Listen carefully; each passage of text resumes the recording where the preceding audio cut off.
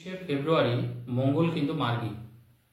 24শে ফেব্রুয়ারি মঙ্গল মার্গী থাকবে মিথুন রাশিতে। আজকে আলোচনা করব কর্কট রাশির কেমন থাকবে ভাগ্যটা। কারণ মঙ্গলের উপরে জানবেন আমাদের কিন্তু ভাগ্যের অনেক কিছু নির্ভর করে। আমাদের জীবনে ওঠা পড়া, ভালো মন্দ, হঠাৎ কোনো দুর্ঘটনা, অ্যাক্সিডেন্ট বা হঠাৎ করে কোনো মানুষের দ্বারায় আমাদের কোনো ক্ষতি হবে কিনা সেটাও কিন্তু মঙ্গলের থেকে বিচার্য। তো মঙ্গলের এই বক্রী অবস্থান থেকে মার্গী গতি অর্থাৎ স্বাভাবিক গতিতে ফেরার ফলে কর্কট রাশি, কর্কট লগ্নের জাতক জাতিকাদের কেমন থাকবে ভাগ্য, কর্কট রাশির এই সময়টা কেমন থাকবে, কর্কট রাশির মানুষ কি কি পাবেন, পুরোটাই কিন্তু জানতে পারবেন।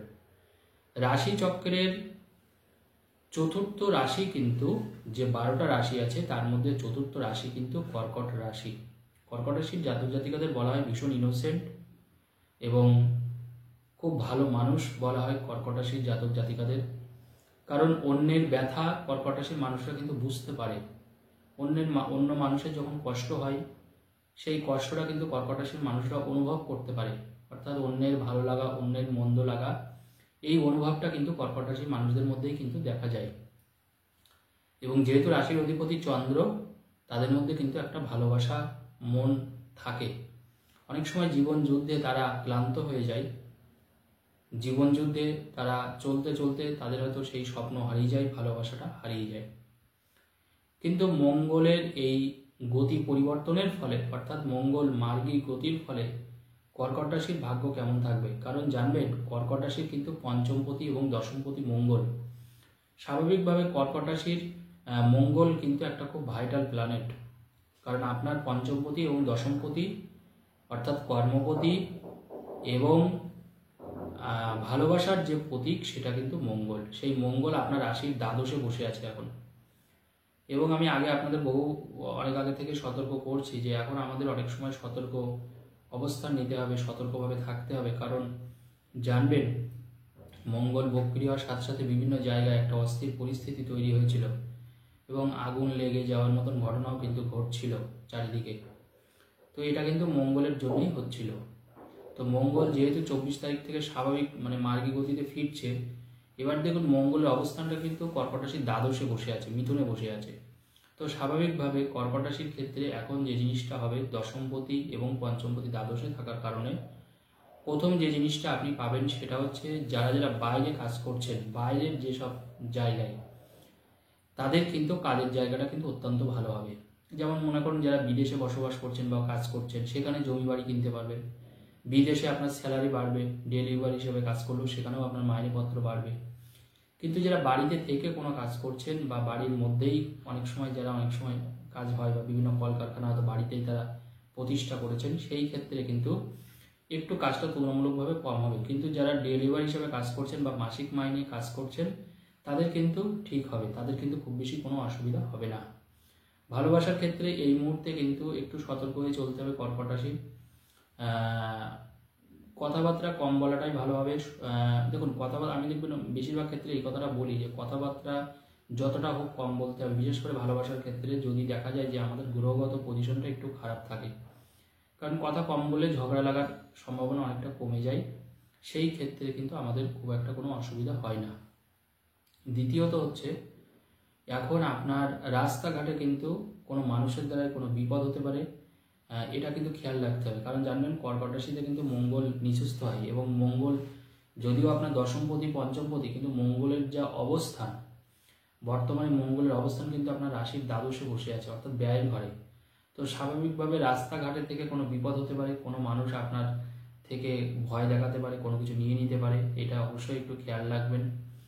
কোনো মানুষের সাথে বাজে আর্গুমেন্টে না জড়ানোই ভালো হবে। কোনো কেওয়াস দেখলে, লোকজন জড়ো হওয়া হলে আপনি সোজা ওখান থেকে বেরিয়ে আসবেন, কোনো কিছু করবেন না। এই সময় সন্তানের জায়গাটাকে খুব ভালোভাবে হ্যান্ডেল করবেন। অর্থাৎ সন্তান কিছুটা বেপরোয়া হয়ে উঠতে পারে, সন্তান আপনার কথা নাও শুনতে পারে, সেই জায়গায় কিন্তু আপনাকে আগে থাকতে সতর্ক থাকতে হবে। সন্তানকে ভালোভাবে বুঝিয়ে কোনো কিছু বলার চেষ্টা করুন। সে যদি বিপদগামী হয় তাকে ঠান্ডা মাথায় বোঝানোর চেষ্টা করুন। সন্তান কিন্তু এখন আপনার বশে নাও থাকতে পারে এই সময়টায়। তো কর্কট রাশির এই জিনিসটা অবশ্যই দেখতে হবে। সন্তানের জায়গা কিন্তু একটু ডিস্টার্ব দেখাচ্ছে এই মুহূর্তে, তো সেটা অবশ্যই খেয়াল রাখবেন যাতে সেখান থেকে তার সাথে আপনার কোনোভাবে যাতে সম্পর্কের জায়গাটা নষ্ট না হয়। ভালোবাসার ক্ষেত্রে যেটা আমি বললাম, কিছুটা নীরবতা পালন করবেন, মৌনব্রত পালন করবেন, তাহলে সেটা ঠিক থাকবে। তবে একটা খুশির খবর আছে কর্কট রাশির, সেটা হচ্ছে আপনি কোনো ইনভেস্টের মাধ্যমে, এখন ইনভেস্টমেন্ট ওরিয়েন্টেড কোনো জিনিস কিন্তু আপনি খুব লাভজনক জায়গায় আসবে। কোনো সম্পদ বাড়ানো, শেয়ার মার্কেট, বন্ড, কোনো জুয়েলারি বা কোনো ল্যান্ডে ইনভেস্টমেন্ট করা, যে কোনো ইনভেস্টমেন্টের জায়গাটা কিন্তু কর্কট রাশির মানুষের ভীষণ ভালো দেখাচ্ছে। তবে শখবশত কোনো ব্যয় ভাবটা আপনার বাড়তে পারে, শখবশত কোনো জিনিস আপনি কিনতে পারেন, সেই জায়গাটা ব্যয় হচ্ছে। বাড়িতে থাকা কোনো ইলেকট্রনিক্স, কোনো দ্রব্যাদি হঠাৎ করে খারাপ হয়ে যেতে পারে কিন্তু এই সময়টাই, এটা একটু খেয়াল রাখবেন আগামী 25 দিনের মধ্যে। কারণ মঙ্গল মার্চ মাসটা পুরোটাই কিন্তু থাকবে, এপ্রিলের 3 তারিখে মঙ্গল ট্রানজিট করবে। তো স্বাভাবিকভাবে এই জায়গাটা অবশ্যই খেয়াল রাখার প্রয়োজন আছে যে কোনোভাবে যেন আপনার ক্ষেত্রে যেন বাজেটটা করে নেবেন, কোন কোন খাতে কী কী খরচ করবেন আগে একটা বাজেট করে নেবেন, তাহলে আপনার এই সম্ভাবনাটা অনেকটা কমে যাবে। এখন বিয়ের ক্ষেত্রে যদি হয়, বিয়ের জায়গাটার কথা আমি বলছি, এখন যদি কর্কট রাশির বিয়ে হয় বা যাদের ছেলে মেয়েদের বিয়ে দেবেন, চেষ্টা করবেন ভালো করে জটক বিচারটা একটু করিয়ে নেবেন। জটক বিচার করালে তাহলে সেই ক্ষেত্রে কিন্তু খারাপ হওয়ার সম্ভাবনাটা কম হবে। কারণ কর্কট রাশি, কর্কট লগ্নের জাতক জাতিকারা যাদের এই মুহূর্তে যাদের বিয়ে হচ্ছে, চুপ যদি না করেন, কারণ সময়টা খারাপ, অর্থাৎ দেখবেন খারাপ সময় আমরা যেটা করি সাধারণত সেটাই আমাদের সাথে খারাপ হয় পরবর্তীকালে। হয়তো আমরা এখন না বুঝতে পারলেও 1 বছর পরে মনে হবে যে না, আমার সিলেকশনটা বোধহয় ভুল ছিল। তো এই জায়গাটা অবশ্যই সতর্ক থাকুন। তার কারণ হচ্ছে আপনার সপ্তমপতি অষ্টমে এখন বর্তমানে শনি বসে আছে, অষ্টমে শনি বসে আছে। দ্বিতীয় কথা হচ্ছে মঙ্গল দ্বাদশে বসে আছে, পঞ্চমপতি দশমপতি, সেই ক্ষেত্রে কিন্তু বিয়ের জায়গা ডিস্টার্ব। তো যারা যারা বিয়ে করছেন অলরেডি, সেই ক্ষেত্রে কিন্তু ভালোভাবে দেখে নিন।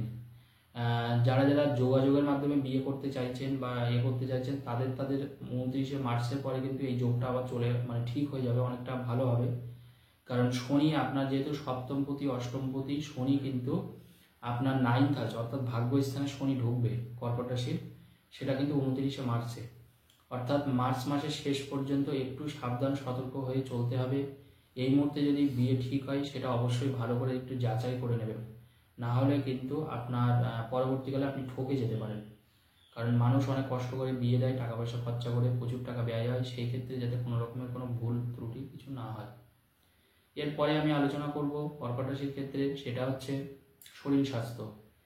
তবে শরীর স্বাস্থ্য থেকে কিছুটা হলে আপনি মুক্তি পাবেন। যেমন মনে করুন সুগার, হার্ট ওরিয়েন্টেড যদি আপনার কোনো সমস্যা থাকে, সেই ক্ষেত্রে আপনি খুব ভালো পাবেন। যাদের অনেকে কর্কট রাশির ক্ষেত্রে নার্ভ ওরিয়েন্টেড কিন্তু সমস্যা হয়, ঘুমের ব্যাঘাত হয়, ঘুম আসে না, অনেক কর্কট রাশি আমি প্রচুর কর্কট রাশির মানুষ যাদেরকে আমি দেখি বর্তমানে, এই সমস্যাগুলো কিন্তু তারা কিন্তু ফেস করছেন। তো সেই ক্ষেত্রে এখন আপনি কিছুটা হলেও এর থেকে রিলিফ পাবেন, অর্থাৎ ঘুমের জায়গাটা ঠিক হবে, সুগারের জায়গাটা ঠিক হবে, হার্ট ওরিয়েন্টেড যদি কোনো সমস্যা থাকে সেটাও কিন্তু ঠিক হবে। তবে শত্রুর থেকে কিন্তু একটু সাবধানে থাকবেন, কারণ অষ্টমে বুধ বসে আছে, শত্রুটা কিন্তু একটু বাড়িয়ে দিতে পারে। 27 তারিখ থেকে অবশ্য 27 তারিখের পরে, 27শে ফেব্রুয়ারির পরে আর এই সমস্যা অত থাকবে না।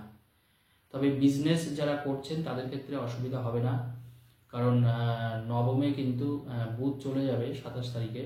তো স্বাভাবিকভাবে মীন রাশিতে বুধ ঢুকবে, সেই ক্ষেত্রে আমি বলবো বিজনেসের জায়গা কিন্তু, বা যারা কসমেটিক্স ওরিয়েন্টেড বা কোনো যেমন পাত্র সাজানো, পাত্রী সাজানো, দেখবেন অনেকে কাজ করে এরকম, তাদের ক্ষেত্রে কিন্তু সময়টা কিন্তু অনুকূল, তাদের ক্ষেত্রে খুব বেশি প্রবলেম দেখাচ্ছে না। আর একটা কথা বলে দিই, টাকা পয়সা লেনদেন সংক্রান্ত বিষয়ে কিন্তু একটু সতর্ক থাকবেন এই সময়টায়। এই সময় মানুষের সাথে টাকা পয়সা, বিশেষ করে বড় বড় যখন টাকা পয়সার চুক্তি করবেন বা কোনো জিনিস আপনি কেনার জন্য হয়তো কোনো কিছু দিলেন, সেই ক্ষেত্রে কিন্তু সতর্ক থাকুন। 27শে ফেব্রুয়ারির পরে আপনারা এই চুক্তিগুলো করতে পারেন, কোনো অসুবিধা নেই। নতুন করে কোনো অনেক সময় আমরা ব্যবসা বাড়াই, নতুন করে কোনো বিজনেস বাড়ার একটা আশঙ্কা আছে এই সময়টায়। তবে 27 তারিখের পরে, 27শে ফেব্রুয়ারির পরে আপনার কিন্তু বিজনেস বাড়বে, সেই ক্ষেত্রে আপনি দোকান ওপেন করতে পারেন, তাতে কিন্তু খুব বেশি সমস্যা নেই। মায়ের সাথে এখন সম্পর্কটা কিন্তু ভীষণ ভালো দেখাচ্ছে, অর্থাৎ মায়ের সাথে সম্পর্ক ভালো হবে। পিতার সাথে সম্পর্ক একটু খারাপ হতে পারে, তবে মায়ের সাথে সম্পর্ক ভালো পাবেন। মায়ের থেকে আপনি কোনো হেল্প পেতে পারেন, মায়ের জায়গাটায় কিন্তু কোনো নেগেটিভ কোনো কিছু দেখাচ্ছে না। তবে যারা কোনো জায়গায় ইনভেস্টের মাধ্যমে মানে আরও একটু সম্পদ বাড়ানোর চেষ্টা করছেন তাদের ক্ষেত্রে কিন্তু আমি বলবো যথেষ্ট ভালো। এই সময় আর্থিক দিক থেকে আপনি কিছুটা মজবুতও হবেন, কারণ অর্থের দিকটা কিন্তু ভালো দেখাচ্ছে। তবে মনে রাখবেন মাঝে মাঝে উৎসাহটা হারিয়ে ফেলবেন আপনি, কারণ তৃতীয় কেতু থাকার কারণে উৎসাহ মানে কিছুটা নেগেটিভ হওয়া এই জায়গাটা কিন্তু দেখাচ্ছে, অর্থাৎ উৎসাহটা অনেক ক্ষেত্রে হারিয়ে যাবে। মাঝে মাঝে ল্যাক অফ এনার্জি চলে আসবে, মানে মনের জোরটা বাড়ানোর জন্য আপনারা মেডিটেশন বা ধ্যানটা করতে পারেন। আমি যেটা বারবার করে বলি, কারণ এটা ম্যাজিকের মতো কাজ করে। মেডিটেশন বা ধ্যানের মাধ্যমে কিন্তু আমরা অনেক সমস্যার সমাধান করতে পারি, মাথাটাকে ঠান্ডা রাখতে পারি, সেই ক্ষেত্রে আমরা কাজের জায়গায় পূর্ণভাবে ফোকাস করতে পারি, সেটা কিন্তু আপনাদের জন্য অত্যন্ত শুভ। আজকের আলোচনা এই পর্যন্ত, ধন্যবাদ।